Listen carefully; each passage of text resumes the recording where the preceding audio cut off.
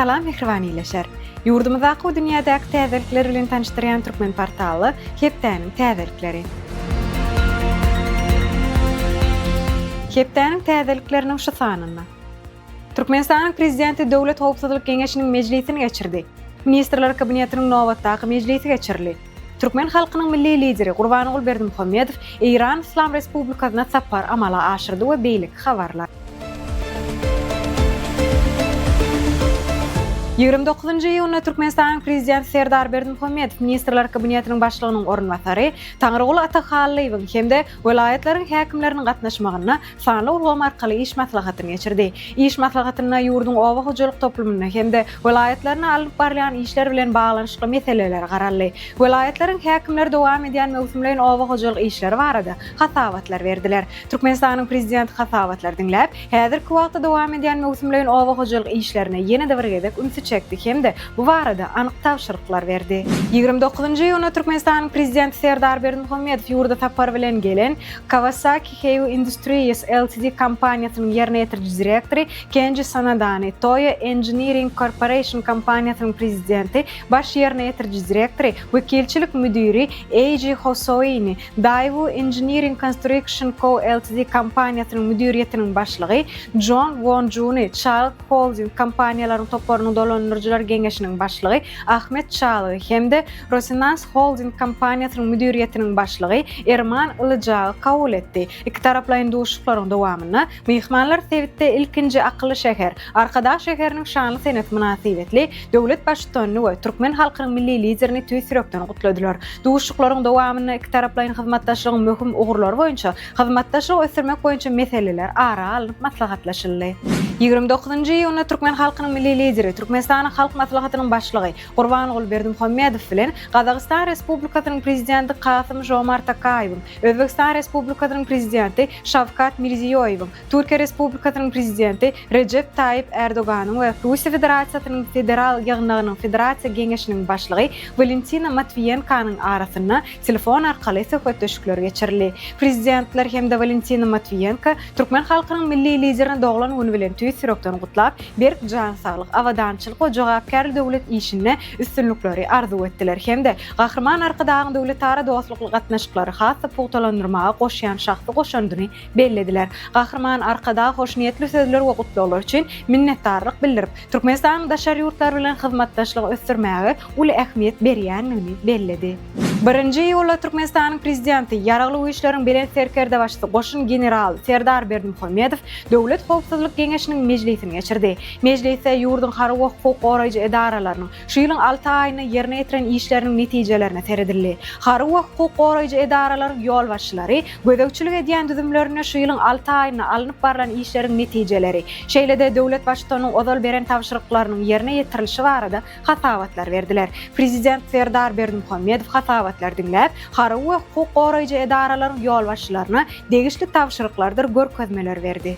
1-nji ýylda Türkmenistanyň prezidenti ýurda tapar bilen gelen Gazagystan Respublikasynyň daşary işler ministri Yermek Koşerbaýew kabul etdi. Duşuň barşyna bellenilşi ýaly Türkmenistanyň Gazagystan Respublikasy bilen gatnaşyklary iki halkyň arasynda köp ýyllyk dostlugy, hoşniýetli goňşuçylygy we özara düşünşmäge esaslanýan Türkmenistan deň hukuklyk, özara hormat goýmak we ynanşmak ýörelgelerine esaslanýan döwletara gatnaşyklaryny mundan meýlekde giňeltmäge hem pugtalandyrmaga uly ähmiýet berýär. Şunda iki taraplaryň gatnaşyklar ösdürmekde ykdysady, ilmi tehnik we medan hyzmatdaşlyk boýunça hökümetara türkmen gazak toporunyň alyp barýan işiniň ähmiýeti bellenildi.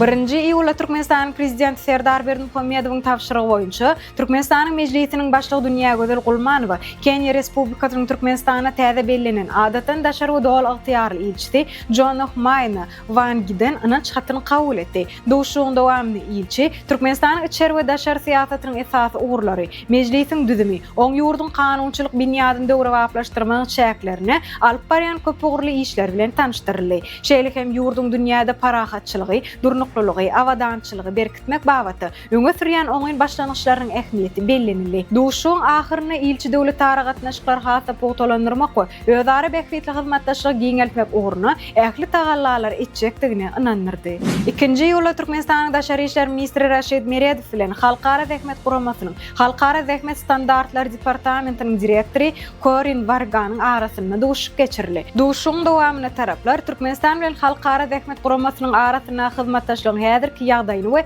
geljekki mümkinçiliklerini ara alyp maslahatlaşdylar. Şunuň bilen baglykda Türkmenistan bilen halkara däkmet guramasynyň arasynda 2026-njy ýyl üçin hyzmatdaşlyk boýunça ýol kartasynyň durmuşa geçirilmeginiň ähmiýetini oktarly. Mundan başga taraplar guramanyň Türkmenistana wekilhanasyny açmak meselesini hem öz içine almak bilen amaly hyzmatdaşlygy mundan meýlekde ösdürmäge taýýardyklaryny tasdikladylar.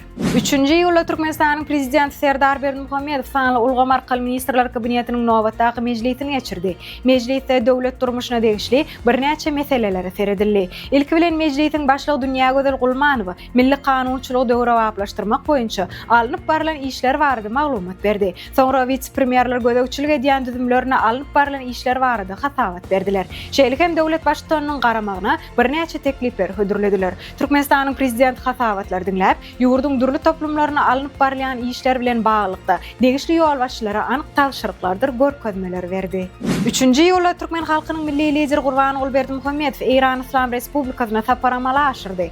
Saparyň çäklerini Türkmenistanyň halk maslahatynyň başlygy Gurbanoğlu Berdimuhammedow bilen Iran Islam Respublikasynyň prezidenti Masud Pezeshkianyň hemde Iranyň Islam Şurasy mejlisiniň başlygy Muhammed Bagir Galibafowyň arasynda ýokary derejeli gepleşikler geçirildi. Duşuklaryň barşyny iki ýurdy hemde olaryň halklarynyň hoş niýetli goňşulyk gatnaşyklaryny birleşdirýän bellenildi. Midemet erk islige dayanýan bu gatnaşyklar özara ynançykly hemde deň hukukly hyzmatdaşlygy giňeltmäge ýardam berýär. Şunuň bilen baglykda söhbetdeşler şu gedekki duşuň iki taraplaryň hyzmatdaşlygy mundan meýlekde pugtalandyrmak üçin ygtybarly binýat bolup hyzmat etjekdigine ynam bildirdiler. Saparyň çäklerini Türkmenistanyň halk maslahatynyň başlygy Mosulla Imam Khomeini meçidine Iran Islam Respublikasynyň merhum lideri Ayatollah Seyyid Ali Khamenei bilen hoşlaşyk matam çäresine gatnaşdy.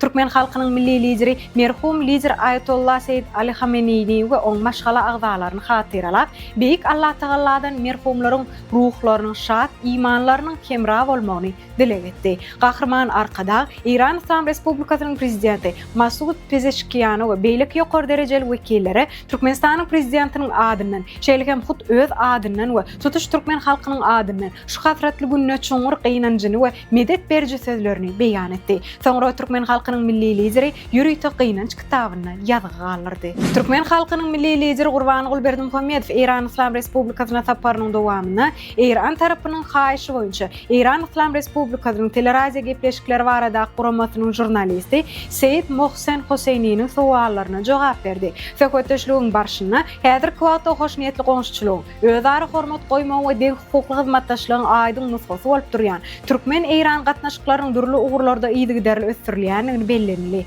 Asyrlar boýy goňşy ýaşap, dostlyk gatnaşyklar bilen baglanyşýan iki doganlyk halky meden ruh gymmatlyklaryň umumyly baglanşdyrýar. Muň özi syýasy, ykdysady we insanperwer ulgamlarda iki dostlykly ýurduň arasynda gatnaşyklary giňeltmek üçin berk binýat bolup hyzmat edýär. 29-njy ýylyň Arkadaş şäheriniň häkimligine Arkadaş şäher Rowşan geljegiň aýdyň ýoly atly dawaral maslahat geçirildi. Dawaral maslahat Arkadaş şäheriniň dawaral açylyp ulanylmagy berilmeginiň 3 ýylygyna bagyşlandy. Maslahatyň dowamyna giň gerimli çykyşlara uly orun berildi. Olarda Arkadaş şäheriniň 3 ýylygynyň ýurduň syýasy jemgyýetçilik hemde meden durmuşyny möhüm orna eýedigini aktarly. Dawaral maslahat medeni we sunugat ussatlaryny buýsançly aýdym sahalar bilen utgoşukly oňa gatnaşyjylarda ýakyn täsir galyrdy. 1-nji ýylda Ahal welaýatynyň Göktepe trawyna täze suw göterji 21-nji we 22-nji beketleriň açylyş dawarasy boldy. Taslama laýykly Garagum derýasynyň suw 21-nji suw göterji beketinden takminan 7 kilometr günorta günmatarda ýerleşýän 22-nji beketiň suw getiriji akawatyny basyşly suw geçiriji turbalar arkaly eltilýär. Şeýlelikde derýanyň suwuny oň hanasynyň 130 metr belentlikdäki ekrançylyk meýdanlaryny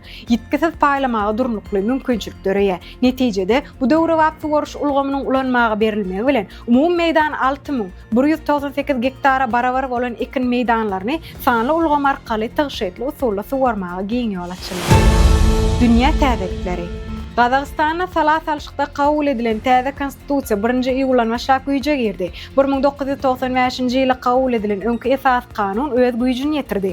2026-njy ýylyň 15-nji martyna geçen salat alışıqda qabul edilen täze konstitusiýada bir palataly parlamentde geçmek, prezidentiň ornwasarynyň wezipesiniň girdilmegi, halk geňeşine ýurdun ýokary maslahat beriş edarasy derejesiniň berilmegi hemde beýleki üýtgetmeler gözeginde tutulýar. Mundan başga da Qazaqstanyň konstitusiýa güni her ýyl 15-nji martda bellenilär. Sport täzelikleri. 25-28-nji iýun aralygyna Filippinlaryň paýtagty Maniladaky Ninoy Aquino adyna stadionda iki iklim ýarşy, ullaryň arasyna sambo boýunça Aziýanyň we Okeaniýanyň çempionaty, şeýlegem oglanlaryň, gyýdlaryň, ýetkinjek oglanlaryň we ýetkinjek gyýdlaryň arasyna Aziýanyň we Okeaniýanyň birinjiligi geçirildi. Ýarşlara Aziýa Ýugoşulman Sowetiniň 31 ýurdundan 500-den owrak turgan gatnaşdy. Türkmenistanyň sambo boýunça milli ýygyny ýarşlarda jem 16 medal gazandy. Türkmen turganlarynyň hasabyna 4 altın, 7 kümüş we 5 bürünç medal var. 27-28-nji iýunda Türkmenistanyň rally raid boýunça çempionaty geçirildi. 2 gün dowam eden ýarşlar Daşoğuz we Ahal welaýatlarinyň çäklerinden geçen uğurlarda geçirildi. Garagum Fehratynyň içinden geçen ýarşyň uğrunyň umumy uzunlygy 358 km deň boldy. Ýarşyň uğru 2 sany ýokary tezlikli ýürüýti tapgyra bölündi. Birinji ýürüýti tapgyryň uzunlygy 181,132 km, ikinjisiniň bolsa 61,143 km boldy. Ýarşy Türkmenistanyň Awtomobil Sport Federasiýasynyň İçeri işler Ministrliginiň Türkmenistan Awtomobil Ulaglar Ministrliginiň toporlar gatnaşdy. Birinji orna Türkmenistanyň Awtomobil Sport Federasiýasynyň türgeni Bayram Anyguliýew münasip boldy. Çempionatyň kümüş medalyna Türkmenistanyň Awtomobil Ulaglar Ministrliginiň wekili Merdan Toýluýew münasip boldy. Üçünji orny Ahal welaýat polisiýa müdürliginiň işgäri Çaryar eýledi.